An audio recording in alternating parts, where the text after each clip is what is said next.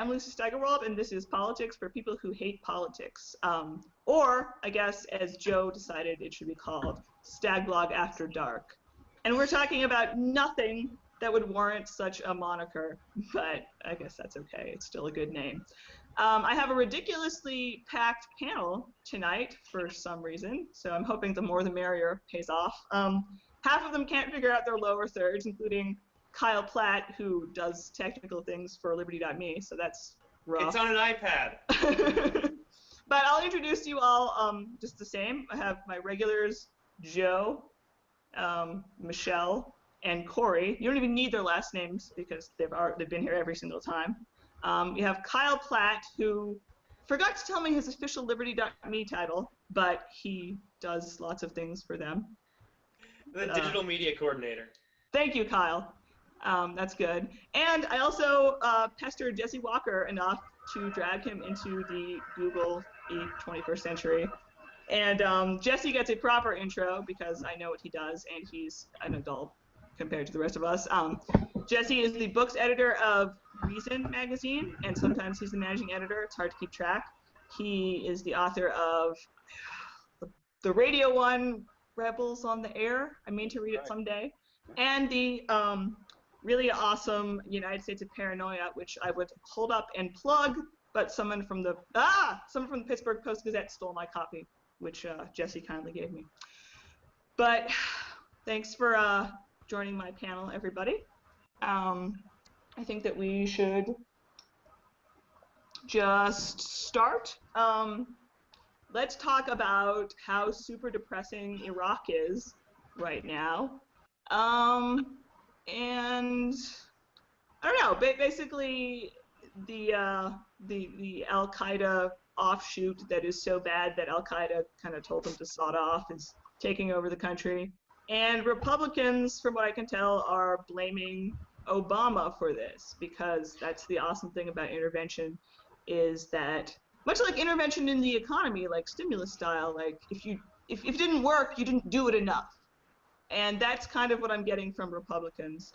And now there's various talk of going back to Iraq, and it's super depressing and making me rant. And what do you guys think about this? Open-ended. We killed Saddam Hussein. I mean, that would be the natural thing to do, would be to go in and prop him up as a new dictator. But he's not available now. I think they're just up the creek. Could we do like a Weekend at Bernie's thing? I was going to say, yeah. That would be, I don't know what happened to his corpse, and it's probably not in the best state for that sort of wacky shenanigans. I'm sorry, I had to inject some humor. This is really sad. Really sad. Isn't it? And like, I don't know why. I mean, I spent the last 2 days arguing with like a conservative and a someone who said they were a libertarian, and they both were really pro-Iraq war even now. And they weren't a fucking libertarian then. Well, I mean, I've got convinced by Anthony Gregory and Sheldon Richman about like war being the biggest, bullshit and the biggest sort of deal breaker. But you, Corey, have said that even like the Leonard Peikoffs of the world, they could be a libertarian. They're just not a libertarian on war. Someone's just like adamantly like pro-Iraq after the 8 years we were there, and is now talking about going back in there.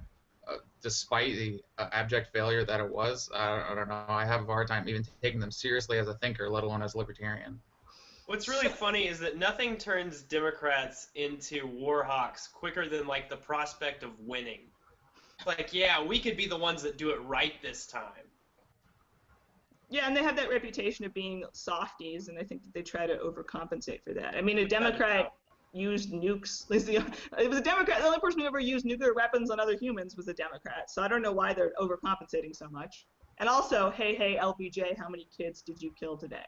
I mean, I think that, but it's the Republicans pushing against them, and nobody's ever warmongery enough for a mainstream Republican, and that's become clear lately. I'm not sure if anyone's caught up on this in the last couple hours, but Obama has said, this is basically breaking news, that they're going to support the, Iraqi government. They haven't ruled out airstrikes, but according to what I've just read, actually, it's 2 hours old, that Obama has ruled out additional ground forces. Well, that's good. So, I mean, that's at least something. It doesn't look like. I mean, that could all go to hell though in about 20 minutes if they decide that, you know. The last thing I had heard was him saying that nothing was off the table, and They always say that. it just terrifies me when That's they how say they it. clear their I know it means nothing, but really, nothing's off the table? Nothing? They thought about nuking Korea during the war. I don't know if they ever Jesus. considered it in Vietnam. It's just. I And, mean, there's no cap on the power they have, so, you know, they can just do whatever they want, whatever they feel like. There's no. I mean, who's going to tell them no? Congress already gave Obama the power to do whatever he wants, or the wartime acts or whatever the hell they call it. So, you know, we could have some drone warfare, and then in 30 days we could have more troops on the ground. And how many people would really object to that at this point, other than the libertarians in the world? but I mean, I was on a bit of a rant today. I was talking to Eric Garris from antiwar.com, and he was giving me tales of libertarianism of yore. He was telling me about, the Libertarian Party in 1974 rejecting party platforms like really rigidly anti-war and pro-draft dodger amnesty platforms, and like, I'm just feeling really cranky because I think that even libertarians, basically with the exception of a lot of the people on this very panel, are very, like, they wuss out on war, and they definitely wussed out on Iraq. The first few years of the LP, there's this strong kind of not objectivist, but Randian overlay, and I think the original platform even had like some deliberate language about the proper role of government is. I mean, there's stuff that was kind of aggravated the more radical people, and then in the mid '70s, it became very Rothbardian, at least for about a decade. So I think Eric Garris he would not have experienced that in like 1979. I think it would have been like a minority rump trying to make those kinds of arguments. So That's good. I mean, it just sounds like not unlike Rothbard himself. Like, yeah. They were sensible in like a little middle period, and then there was, it just. I'm also like reminded of being at Students for Liberty and seeing John Stossel and David Bose talk about war, and they were talking about Hiroshima, and they both said it was justified. And not 5 minutes before, John Stossel's like, well, killing children isn't okay. I mean, there's like, I clearly am incredibly naive because I just, like, libertarians, how could they get the biggest, worst thing that governments can do so wrong so often? Lucy, when I hear you or Anthony Gregory talk about libertarians being bad on war, especially at the beginning of the Iraq War, it's really interesting to me because I didn't experience any of that. I'm one of those people that discovered libertarianism through Ron Paul. And so libertarianism to me has always just been inherently anti-war. That's been the biggest issue. So it's interesting to me when I hear like Gregory talk about, at the beginning of the Iraq War, it was bad. It was like a 50-50 split or something. It wasn't 50-50 split then. I mean, there was a sort of illusion because institutionally, just about all the libertarian organizations were against the Iraq War or were clearly leaning that way if they didn't have official positions. But there's this whole network of unaffiliated bloggers that call themselves libertarians, but they were just sort of like socially liberal conservatives, but on foreign policy they were really hawkish. But they sucked up a lot of the oxygen of what was being called libertarian online for a while. It's like the Instapundit sort of network. Sure. And Right. so and I still think that with Iraq, Afghanistan is different, but with Iraq, I really think the strong inclination among libertarians was against the war. There clearly were pro-war libertarians, but I think they were a minority. Sure. I mean, I wasn't paying enough attention. Like, I was 16 and getting a tonsillectomy when Iraq happened. And I guess I knew Reason and I knew my dad, and I probably started reading a little Sheldon Richman and Freedom Daily and stuff, but I get a lot of my stuff sort of from Gregory's rantings and stuff, and he may not be a perfectly unbiased source, but I have found more softness about war than I would have, than I wish that I had there had been. And there still is. I mean, I don't know. I still love reason, but Yeah, I mean, Jesse's good. We like Jesse.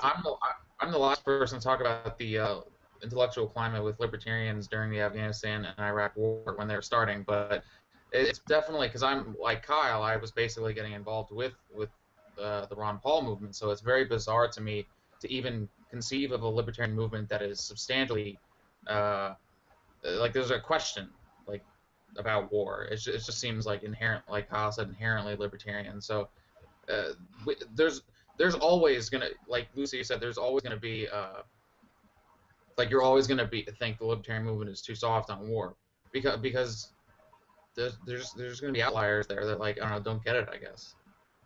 And there's always going to be the media who decides to throw a libertarian label on, everyone who wants some kind of reduced government, and a lot of the times they're not going to be libertarian on war. And I think at this day and age, that's what separates. There's all the talk between left and right libertarians and thin and thick, but war should be kind of. I mean, in theory, it should be like the ultimate bastion of, true libertarianism. Well, it's like this guy running for state office here in Oklahoma who says that I'm mostly libertarian, except that I think that we should stone gays. Yeah, I mean, in terms of in the libertarian movement, is there too much, or do people too often like try to strike people out and banish them for taking positions that we don't like? Yeah, absolutely, because we're all libertarians, but as far as like Republicans saying they're stoning is a deal breaker, though, right? Yeah, yeah. They're simultaneously too much infighting. What's that, Corey? I'll tolerate some stoning. I mean, I don't want to kick anybody out, like I said, so. I mean, some stoning. Maybe when you really look at it, Stalin was pretty libertarian as well. I mean, he was getting there. But then if you start saying that about stoning, then I start saying, well, Leonard Peikoff is, a sociopath, and he can leave me alone. And then you start kicking more people out. It's like I don't know. Like the infighting pisses me off because most of it is useless. But there's obviously like stoning. Stoning is a no-no. That's a deal breaker. Yeah. That's what we call a deal breaker. I mean, I would say of all the big libertarians, Gary North has got to be my favorite. Come on. Oh God, I like Ron Paul so much, and then I remember things like Gary North exists. But Gary North always wanted the stoning to be done privately, right? I mean, well, that's what I'm saying. What's the matter, right? So basically, a leftist, like a straw libertarian that a leftist for Salon.com is writing about. And there's our segue. There's our segue to. Did any of you guys, and if you didn't, we can fake our way through this. Read the latest Joan Walsh gem about the outbreak of right-wing violence because of that charming couple in Las Vegas who decided to shoot a couple cops, and I guess I don't know if they've refuted it or confirmed it. With like they put a Gadsden flag over the dead people the people they shot, and like Jesse. Like specifically, Jesse, can you give us a little summation, since you know?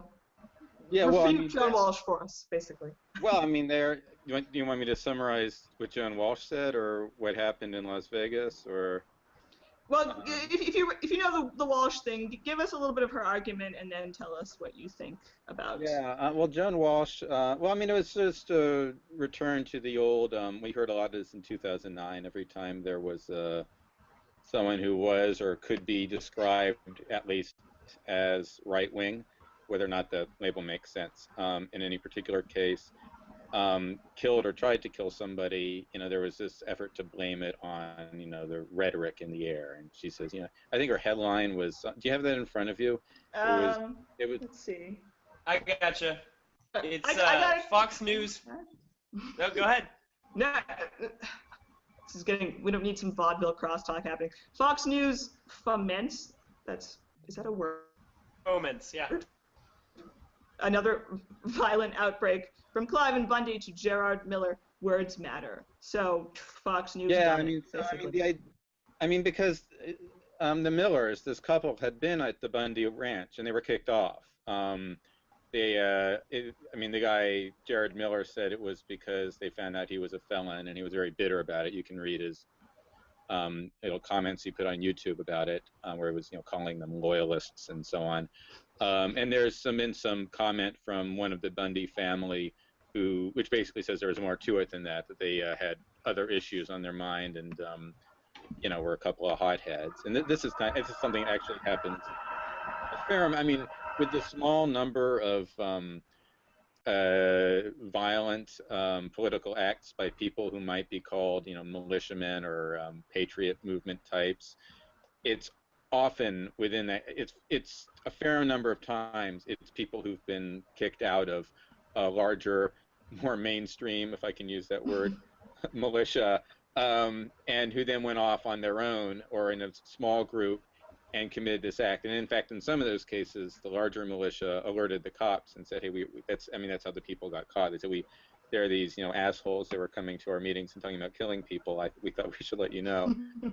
In this case, they were sent back to Vegas. So anyway, that's my long way around to saying that's the Bundy connection. And I guess she sort of is imagining that the Millers were inflamed by seeing all the coverage of the Bundy Ranch on Fox, which is nonsense. I mean, I've looked at this guy's Facebook page. I say this guy's because the wife's is more protected, so you can't see all of her updates. But Jared Miller is writing about, he's speaking revolutionary language before he gets sucked into the Bundy thing. And maybe more important than that, I mean, last year he's complaining about the government. Why? Because he's being sent to jail on drug charges. He complains about an alleged outstanding, I don't remember, is a warrant or missed, I don't remember what it was, but it was some bureaucratic thing in another state that had to do with a previous conviction that was coming back to bite him, and he was saying this was unfair.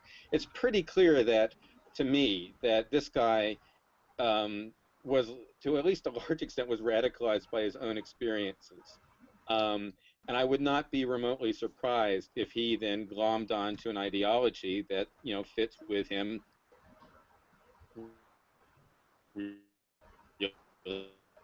Not liking. I mean, news about going off and shooting the police. They tend to be rather defer to the police, if anything, right? So it's a bizarre accusation from Joan Walsh. Yeah. Typical for her, but it's a and I mean, at least in this, the guy's Facebook page is kind of interesting ideologically too. My favorite post there, it's sort of weird to read, is he puts up a little image macro that's got a picture of Bill Hicks, the comedian, and a quote from him. Oh. And his dad comes on and says, "That's very profound." He goes, "I don't know if you'd like this guy, Dad. He's kind of anti-Christian." His dad says, "Oh, well, anyone can have wisdom." So and there's one rather anarchistic post too. So while he's in this sort of constitutionalist framework, militia patriot type framework, it's clear that he's got some interesting edges mixed in as well, which I think is typical of these sort of freelance people rebelling against authority, and in this case doing it in a really stupid and lethal way. Lucy, does that answer your question, Lucy? I ran on for a while. Oh, no, that was good. I wanted to give you your time because you're the man who wrote the book on paranoia, so we like to know what you have to say. Kyle? Yeah, Lucy, can I just say that this is one of the things that the left does that really irritates me as far as just trying to shut up opposition. I've noticed it's a rhetorical trick they use a lot, which is, Joan Walsh says in her column, she says, I was talking to Bill O'Reilly about this like a decade ago, and I told him, if you keep saying the things that you say, that people are going to do really dangerous things. And they always do that. And they forget that there's this serious leftist history of performing violent acts. I mean, the Weather Underground, like, are we kidding here? But they've said it for the last decade at least that I've noticed, even back when I was a liberal. The idea was that conservative ideas are dangerous, or libertarian ideas are dangerous, and if you keep saying them, someone's going to kill somebody. It's ridiculous, and all it's meant to do is just to shut up anyone who disagrees with liberals. And in this case, I mean, I'm sorry, go ahead. Go. No, Jesse. it's not as though Salon has not covered, police misbehavior. I think they ran an excerpt from Radley's book when it came out last year. They did, yeah. I mean, I mean, this guy may have read that, and that's not wrong of Salon to run it because it happens to be true, right? I mean, sometimes you can broadcast accurate inflammatory things, and you have to trust that people will not react to it in a stupid and destructive way. But I don't know. There was an interesting I've also seen some things, and this is kind of on the right. There's like a Washington Times piece that was sort of raising, is there like a war on cops now? People, cop killing. People forget, and they said that there were more cops killed this year than there was at this time last year. As it happens, last year had the fewest number of cops. I'm talking about raw number, not rate, killed since the late 19th century, all year long. I mean, the year when there was the same amount, it was the population was 1/4 the size that it is now of the United States. So we are essentially at an all-time low in the era of having, a whole lot of police departments around the country, because urban police department in the U.S. So I'm not surprised it would be a little bit higher now. But whether it's people, sort of, losing that historical context with cop shootings, with school shootings, with political violence like this Las Vegas thing, there's always this tendency to sort of act like we're in this uniquely violent age, when if anything, it's unusually nonviolent by historical standards.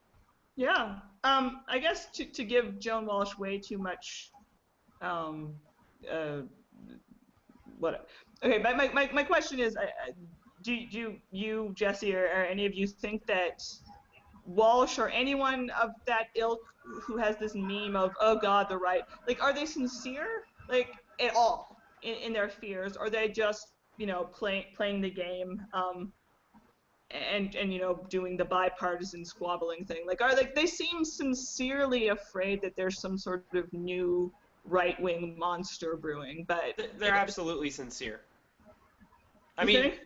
they're absolutely sincere. Like, I don't know how many, and I'm not trying to like straw man at all, but I don't know how many like serious liberals you hang out with, but they've convinced themselves that ideas that are oppositional to liberalism are absolutely dangerous. Yeah. I mean, I think Salon kind of has this recent trend. It's probably not recent. It probably goes back long before I ever started reading them. But they fear so much a shrinking of government that they've kind of started just, Joan Walsh is famous for just kind of anything that goes against expanding government is just horribly evil. I mean, that's why they put a picture of Rand Paul on every single story they run about, libertarianism. They're, I think they have this idea that they have to fight back against the whole like shrinking of government, no matter what they have to do. And this is kind of they're preparing, I guess, for possibly a Rand Paul or a Ted Cruz in 2016, who probably won't be that libertarian to begin with, but this idea of shrinking government is so evil and foreign to them that I think they're just going out there guns blazing.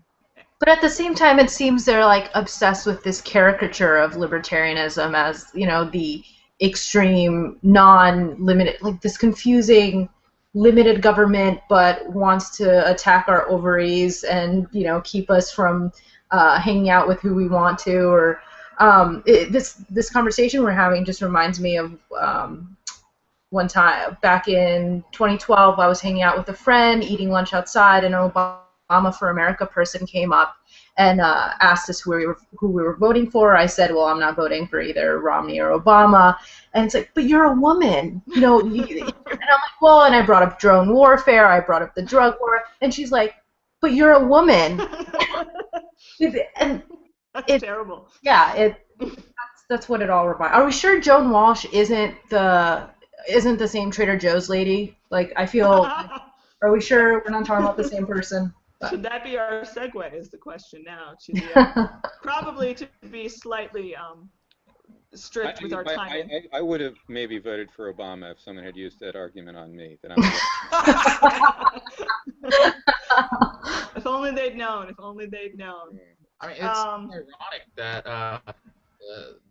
the mainstream tries to accuse small government types of kind of causing this kind of violence because the rhetoric we use, because that's just speculation, and we can just factually show that the kinds of policies that the mainstream supports does cause violence and death. Like, we can just show them, like oh, you support drone warfare, well, there you go. I mean, it's not rhetoric that's doing it. You're just outright explicitly supporting that. That's so true, and that's such a.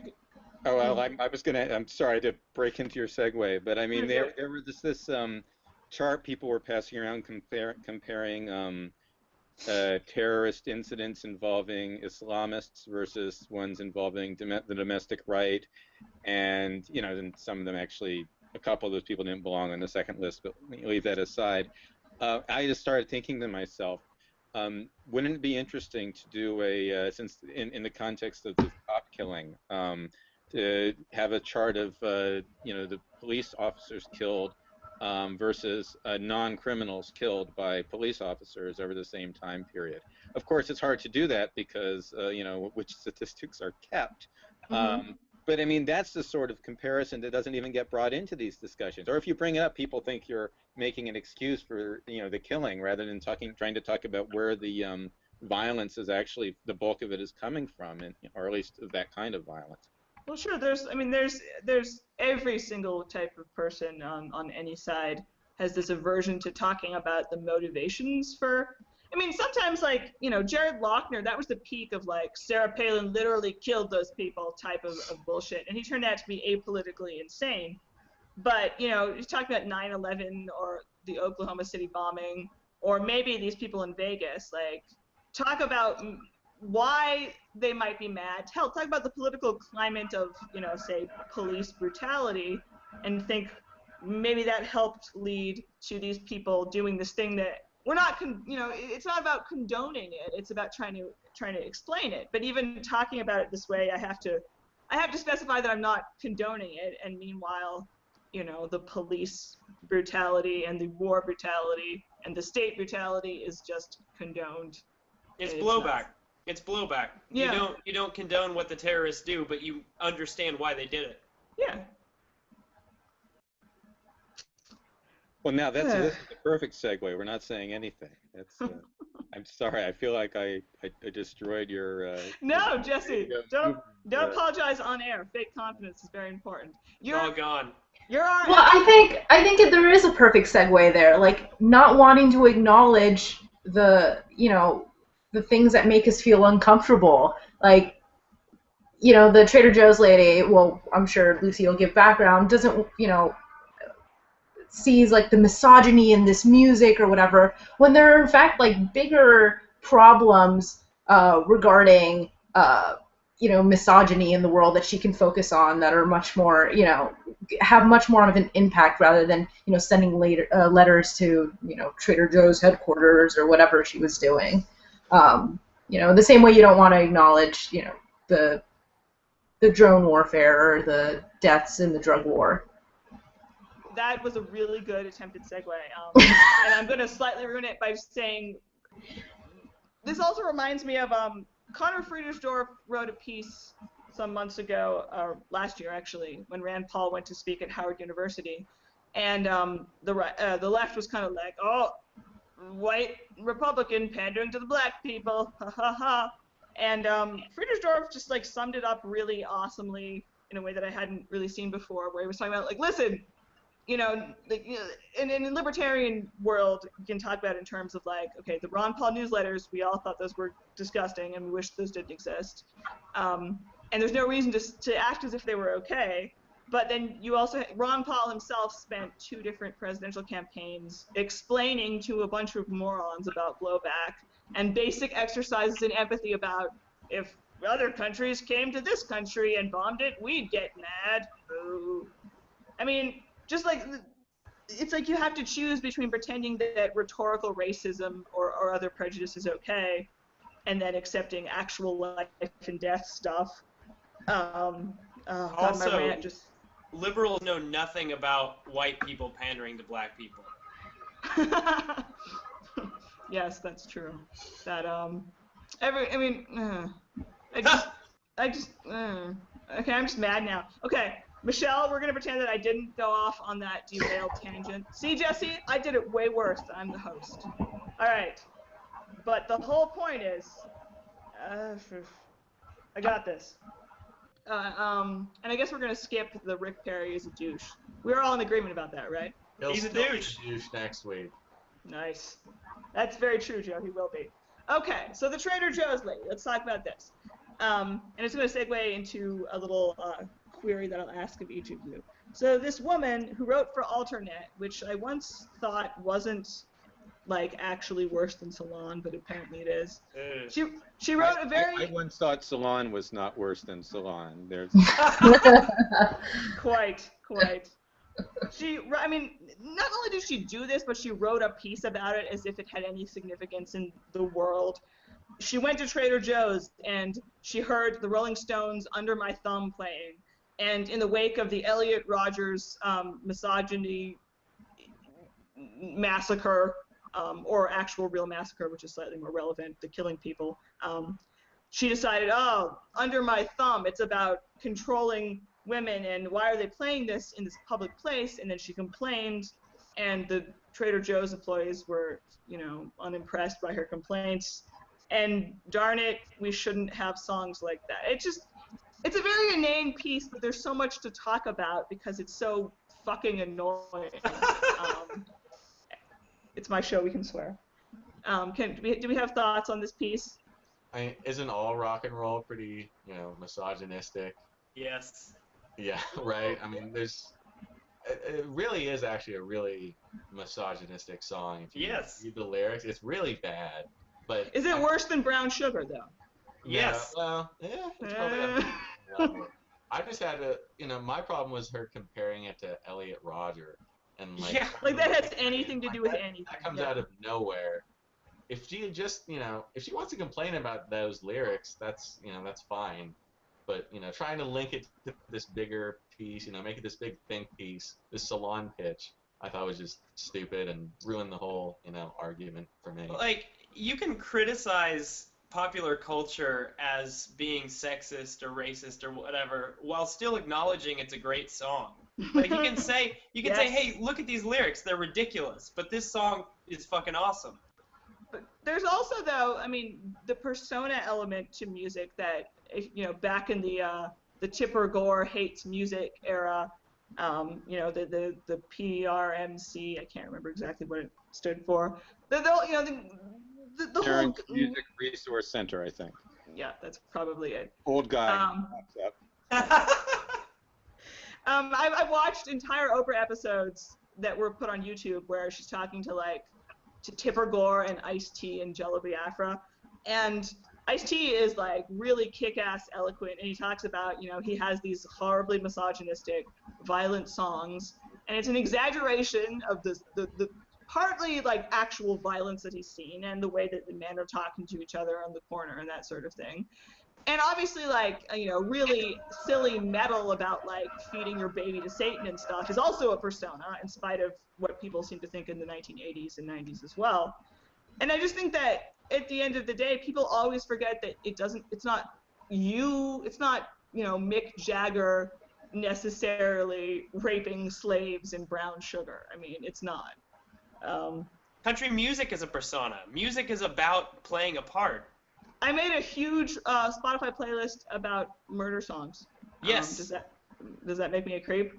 And there are always ones that switch. It's not just about killing your no-good woman. Sometimes it's about killing your no-good man. Frankie and Johnny is an example of that.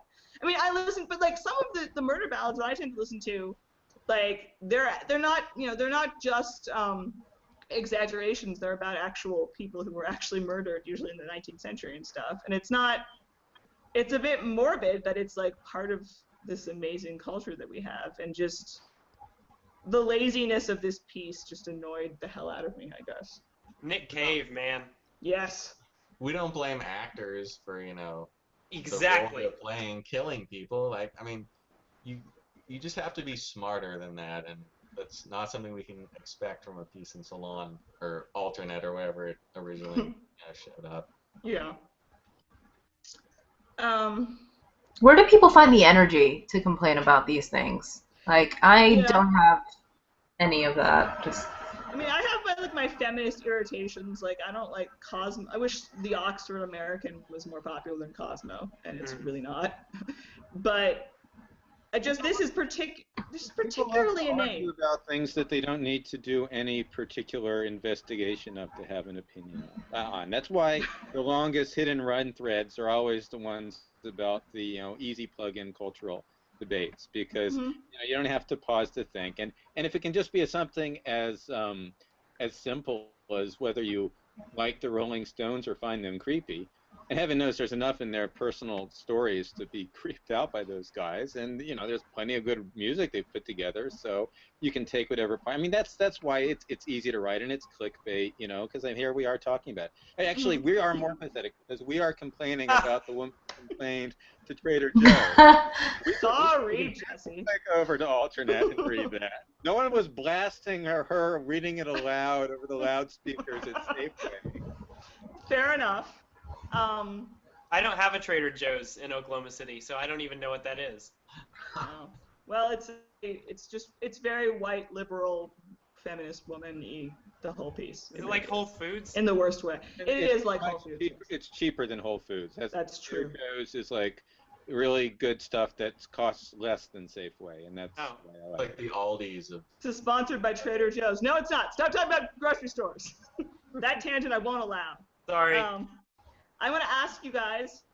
I think actually we're going to call this our Better Than Politics segment, where we talk briefly about entertainment-y things that we really like. And I want to ask you guys in turn, give me a couple of examples of something sexist or any kind of prejudiced culture that you enjoy. And I enjoy, there I am. Let's see. All right. I really love Charles Bukowski. I like NWA. Yeah. I like all sorts of inappropriate murder ballads. The British sitcom Coupling, the show Red Eye, because let's be real. I mean, totally. And there's a lot of stuff that's legitimately like it's bad in certain ways, and it's really fucking good. So give me some. What do you guys like? Michelle, we'll go in turn. I am a huge South Park fan, and they have tons. I mean, one of the main characters is a Jewish kid, and they poke fun of him all of the time. South Park made Jew jokes acceptable. At least no one talks about like, oh, did you see that thing on South Park last night? I mean, that was years ago when people would say that, like when the show began. But eventually, it just everyone just, oh, yeah, that's South Park. They always do that stuff. They have a black chef who always sings, or they have a talking poop. There are a bunch of rape jokes, a bunch of sexist jokes. You're happy when you talk about this, which I love. You're just jazzed about it. I love South Park. Yeah, it's one of my favorite shows. And yeah, that's what I love. All right, Kyle, do you have any culture that's terrible and you should feel bad about loving? I mean, my two favorite styles of music to listen to are classical and hip-hop, and I really love hip-hop a lot, no matter what the lyrics are about. I really like Las Vegas. It's my favorite place in the world, and it is very sexist just in general. Right, maybe, I don't know, probably. But I like go-go dancers a lot. That's kind of sexist. I don't know, objectification. All right. Joe? Everything Led Zeppelin has ever done. Horribly sexist. Pretty much all of rock and roll is just a black hole of misogyny. No, just like 90%. I mean, even the Beatles. John Lennon beat his wife and wrote a song about it, and it was all happy and nobody cared. Yeah, Matt Welsh pointed that out. Run for your life if you can, little girl. Ani DeFranco isn't sexist. It's getting better, Literally talked about beating his wife. And I blasted that song when I was like 10 years old. I love that song. It sounds so happy. And who on earth, besides the jerks who don't like John Lennon, have ever really pointed that out? So they have, but they let it be. But then it's like, oh my God, I didn't mean to do that. A day in a life. That's That's terrible. Jesse? So are we doing stuff that like plays with this stuff or actually like really exemplifies it. Because I see South Park, I mean, they enjoy walking the line. You know, they know people take their stuff in different ways, but they're clearly on some level making fun of it, right? Yeah. Oh yeah. Sometimes people do that. Like Robert Crumb sets out to use racist caricatures to poke fun at racism, but then he does fall into racism sometimes as he's doing that. I would argue, you know. But and also sometimes something can be purely satiric, but someone takes it a different way. I mean, there's a I never did write this story up. There's like a Persian restaurant near where I live, north of Baltimore, where the guy who runs it is I doubt he still does it because the Borat moment has passed, but he was a Borat impersonator. You could hire Lord. It's yeah, very multi-layered. to go to a Borat all the party way down. and do a Borat act. And at the same time, I happen to know, just because I was Googling his name for reasons I need not get into. Well, I will tell you, he had these like extreme right-wing stuff publications out front at his restaurant, and I saw when I was asking his card because I wanted to order, like, see if he had delivered because he had these great sandwiches. That he actually had a card for distributing the American Free Press, which is like this Willis Carto white nationalist outfit. Oh dear. And so I was wondering, like, is this guy like sort of naive? He's like a conspiracy guy, and and he doesn't realize what these people who's behind this operation, or is he into it? And I looked it up, and I found like this sort of article where he's off in with a group of people visiting the old SS grave sites dressed in Nazi uniforms. And so this person going around at parties saying these anti-Semitic things under the guise of Barat is himself, presumably this flaming anti-Semite. You can just layer this on. I say, that would make a great movie. What is quote unquote really happening here? Yeah, that's incredible. I don't eat at a restaurant anymore. Sandwiches are great. But I didn't answer your question. So Stephen Foster, father of American popular music songwriting, minstrel show tradition, lots of words about darkies and so on in there. Every song has they all say darkies. All Stephen Foster songs have the word darkies in it. I swear to God. You know, but I mean, without Stephen Foster, where is American music? So you got to take the bad with the good. And your R. Crumb reference reminded me that I grew up on Tintin, which is super racist, and it's so good though. It was so. Corey, do you have any? Yeah, the first thing that came to mind was one of my favorite shows, Always Sunny in Philadelphia. It's like really absurdly racist and homophobic a lot, and I thought of a specific, like, what's the guy who plays Gandalf in Lord of the Rings? Ian McKellen. Ian McKellen. Ian McKellen, yeah. At some point, I don't know if any of you will watch this show, but just to give an example of some of the homophobic jokes, in one episode, I distinctly remember Ian McKellen coming up, and the character Mac starts talking about how Ian McKellen like blasts magic into his boyfriend's assholes, and like this is just like the absurdity of the homophobia on the show, but the show's really fucking funny. So, well, it's like when they go to Chinatown looking for Monkey, and the guy actually has Monkey. He's like, "Oh, we got Monkey." Yeah, it's when great. you play with that type, any kind of thing like that, sometimes you are just being racist, or I mean.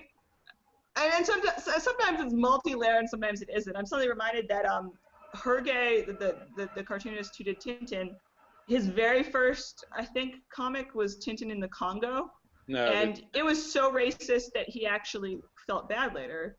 But he was totally racist. Was Tintin in the Land of the Soviets. Okay, that's right. That one. The Congo one's the only one I haven't actually read. The Soviet one is a whole other bag of fascination. Yeah. Like with the kulaks and like, we can talk about that forever. There's an absurdly racist episode of Star Trek: The Next Generation. They like go to some planet where all the people there, and they're I don't know if they're people, but they look like people. They're humanoids and they're black, but their culture is basically just like what you would like think African Americans would have lived like in Africa. Yeah, there's some. Yeah, sci-fi has that sort of thing. It's very bizarre. That's weird for Star Trek, though, considering Roddenberry. Yeah, I agree. So I guess final generally, like, and that sort of devolved into just like talking about racist things we like, which wasn't so. Does anyone like anything that's not racist? I mean, is everyone here just an irredeemable bigot? Yes, that's why we're here, actually. Ta-da! That was a surprise. But like, I don't. Milan's right. I don't think my enjoyment of Tintin as a child and my enjoyment of murder ballads and NWA is kind of super homophobic a lot of the time. Like I don't feel sullied by that. I like that I was allowed to have a lot of culture around me when I was growing up and stuff. And I don't know. It's not like you shouldn't talk about if something does strike you as like bad, but it's just I don't know. The summation is just culture is better than politics, and even with these little unfortunate prejudiced sprinklings, it's not the thing that's killing anybody or ruining any lives. It just talks about racism. It doesn't kill people or actually oppress anyone. Right. Well, I mean, it can make life unpleasant for someone if you find yourself watching something you enjoy and then you see like this horrible caricature of you up there. But at the same time, I watch old Bugs Bunny cartoons with, my older daughter all the time, and they're great. I mean, I feel like I'm actually doing her a service, exposing her to great culture. But sometimes I have to turn to her and say, that was pretty racist. I mean, it's not like the big teaching moment, but you have to sort of like, acknowledge, that this is in there. So. Right. That's. I mean, I think just acknowledging it and not necessarily throwing out everything that includes that, because so much of it's old. Otherwise, you start, having versions of Huckleberry Finn where you cut out the word nigger because, you can't say that anymore. But it's what the book said. It's the past, and it's this, the slave is the hero of the story, and it's this brilliantly, subversively enlightened thing. It just is of its time. And well, they should also change it so he's not a slave, because I mean, they basically want to do that. It's offensive. Like, I was looking at this list of banned books, Christ. And it's, I mean, banned for racism. Huckleberry Finn, and other, God, even To Kill a Mockingbird was mentioned, like with the Saint Atticus. Oh God, what's his name? Finch. Finch. Like trying to save the guy, and like the fact that racism is in the story is racist. It's just, I don't know. It's Jesse watching the cartoons and explaining when something is maybe a problem. That seems like the ideal thing to me. And obviously, maybe we don't need to read the Turner Diaries or something that's probably just terrible. But I've totally looked up the Turner Diaries when I was researching Timothy McVeigh for my thesis. So I don't know. I have no brilliant summation here, I guess. But I think we're out of time, and we rambled because it was a really good talk, you guys. Actually, at the end of it, I want to promote any of y'all's fine work to the crowds of people. Corey, where can we see your works on the internet? All the good people. Check out c4ss.org, where I write op-eds and book reviews, and then also the June edition of The New Leveler, which is an Individualist Anarchist newsletter, is coming out in a couple of days. Awesome. So check out that, also on c4ss.org. Awesome. Kyle? All my stuff's on liberty.me. Well, this will be there eventually, so yay. Michelle and Joe, you guys usually just do you have any words? I don't mean to shame you for not doing things. I'm sorry. Follow me on Twitter, and I'm building a website for John Steigerwald's new book. Our uncle, that guy. Our uncle and our father is getting a new website, so that's good. For those in the future. Good, I'll do that. Thank you, Joe. That was very informative. And Jesse, where can the people see your works? Well, they can buy this if they really want to, help me pay for dinner, and they can read me at Reason. And occasionally at Salon, but that's I confess that. Not anymore. Yeah. Yes, everyone should read Jesse's book because it's really good. Though to be fair, he technically gave me a copy and I didn't pay for it. I'm sorry, Jesse. All right, we're done. Corey, Jesse, Joe, Michelle, and Kyle, thank you so much for joining me. This was an awesome talk. See you guys Pleasure. next time. The Pittsburgh Post-Gazette stole my copy, which Jesse kindly gave me. But thanks for joining my panel, everybody. I think that we should just start. Let's talk about how super depressing Iraq is right now. And I don't know. Basically, the Al Qaeda offshoot that is so bad that Al Qaeda kind of told them to sod off is taking over the country, and Republicans, from what I can tell, are blaming Obama for this because that's the awesome thing about intervention, is that much like intervention in the economy, like stimulus style, like if it didn't work, you didn't do it enough. And that's kind of what I'm getting from Republicans. And now there's various talk of going back to Iraq, and it's super depressing and making me rant. And what do you guys think about this? Open-ended. They killed Saddam Hussein. I mean, that would be the natural thing to do, would be to go in and prop him up as a new dictator. But he's not available now. I think they're just up the creek. Could we do like a Weekend at Bernie's thing? Yeah, I was gonna say, yeah. That would be, I don't know what happened to his corpse, and it's probably not in the best state for that sort of wacky shenanigans. I'm sorry, I had to inject some humor. This is really sad. Really sad. Isn't it? And like, I don't know why. I mean, Obama has said, this is basically breaking news, that they're going to support the, Iraqi government. They haven't ruled out airstrikes, but according to what I've just read, actually, it's 2 hours old, that Obama has ruled out additional ground forces. Well, that's good. So, I mean, that's at least something. It doesn't look like, I mean, that could all go to hell, though, in about 20 minutes if they decide that, The last thing I heard was him saying that nothing was off the table, and They always say that. it just terrifies me when they That's how say they that. cure their I know it means nothing, but really, nothing's off the table? Nothing? They thought about nuking Korea during the war. I don't know if they ever Jesus. considered it in Vietnam. It's just.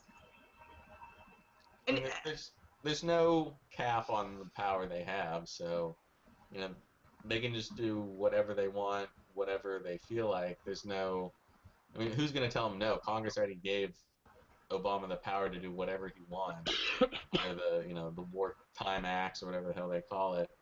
So, we could have some drone warfare, and then in 30 days we could have more troops on the ground, and how many people would really object to that at this point, other than the libertarians in the world? But I mean, I was on a bit of a rant today. I was talking to Eric Garris from antiwar.com, and he was giving me tales of libertarianism of yore. He was telling me I spent the last 2 days arguing with like a conservative and a someone who said they were a libertarian, and they both were really pro-Iraq war even now. And They weren't a fucking libertarian then. well, I mean, I'm not convinced by Anthony Gregory and Sheldon Richman about like war being the biggest, bullshit and the biggest sort of deal breaker. But you, Corey, have said that even like the Leonard Peikoffs of the world, they could be a libertarian. They're just not a libertarian on war. Someone's just like adamantly like pro-Iraq after the 8 years we were there, and is now talking about going back in there, despite the abject failure that it was. I don't know. I have a hard time even taking them seriously as a thinker, let alone as a libertarian. What's really funny is that nothing turns Democrats into war hawks quicker than like the prospect of winning. Like, yeah, we could be the ones that do it right this time. Yeah, and they have that reputation of being softies, and I think that they try to overcompensate for that. I mean, a Democrat used nukes. It was a Democrat. The only person who ever used nuclear weapons on other humans was a Democrat. So I don't know why they're overcompensating so much. And also, hey, LBJ, how many kids did you kill today? I mean, I think that, but it's the Republicans pushing against them, and nobody's ever warmongery enough for a mainstream Republican, and that's become clear lately.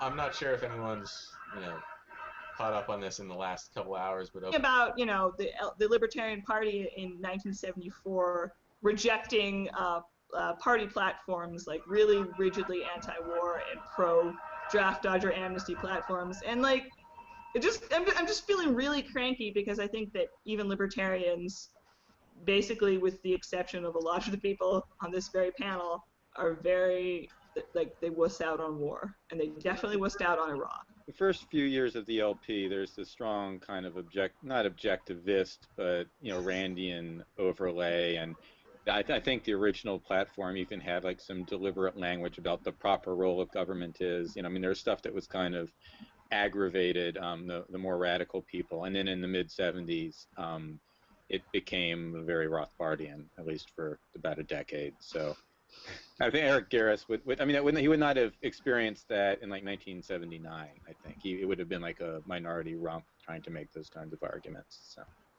That's good. I mean, it just sounds like not unlike Rothbard himself. Like yeah. they were sensible in like a little middle period, and then there was it just I'm also like reminded of being a Students for Liberty and seeing John Stossel and David Bose talk about war, and they were talking about Hiroshima, and they both said it was justified. And not 5 minutes before, John Stossel's like, well, killing children isn't okay. Hi, I'm Lucy Steigerwald, and this is Politics for People Who Hate Politics. Or, I guess, as Joe decided it should be called, Stag Blog After Dark. And we're talking about nothing that would warrant such a moniker, but I guess that's okay. It's still a good name. I have a ridiculously packed panel tonight for some reason, so I'm hoping the more the merrier pays off. Half of them can't figure out their lower thirds, including Kyle Platt, who does technical things for Liberty.me, so that's rough. It's on an iPad. But I'll introduce you all just the same. I have my regulars, Joe, Michelle, and Corey. You don't even need their last names because they've been here every single time. You have Kyle Platt, who forgot to tell me his official Liberty.me title, but he does lots of things for them. The digital media coordinator. Thank you, Kyle. That's good. And I also pestered Jesse Walker enough to drag him into the Google 21st century. And Jesse gets a proper intro because I know what he does, and he's an adult compared to the rest of us. Jesse is the books editor of Reason magazine, and sometimes he's the managing editor. It's hard to keep track. He is the author of the Radio 1 Rebels on the Air. I mean to read it someday. And the really awesome United States of Paranoia, which I would hold up and plug, but someone from the